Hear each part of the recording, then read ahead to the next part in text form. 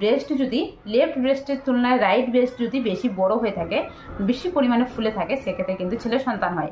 আর যদি রাইট ব্রেস্টের তুলনায় যদি লেফট ব্রেস্ট মানে বাম পাশে যদি ব্রেস্টে যদি বেশি পরিমাণে ফুলে থাকে, তাহলে সেক্ষেত্রে মেয়ে সন্তান হয়।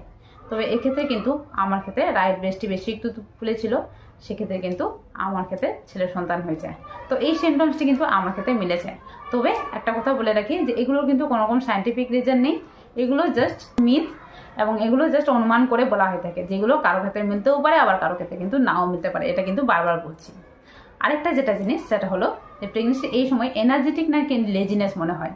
তো দেখো, প্রেগনেন্সি হতে না হতে কিন্তু প্রত্যেকটা প্রেগনেন্সি মাদার কিন্তু যেটা হয়ে থাকে যে প্রচুর মানে লেজিনেস হয়ে যায়। বিশেষত প্রেগনেন্সি যদি প্রথমবার হয়ে থাকে, মানে প্রথমবার প্রেগনেন্সিতে কিন্তু প্রত্যেকটা প্রেগনেন্সি মাদার কিন্তু বেশি পরিমাণে উইক হয়ে যায়। তো বিশেষত আমার ক্ষেত্রে যেটা বলে থাকি যে প্রেগনেন্সি ফার্স্ট টাইমের দিকে টায়ার্ড মনে হলেও নিজেকে আমি কিন্তু প্রচুর পরিমাণে এনার্জেটিক ছিলাম।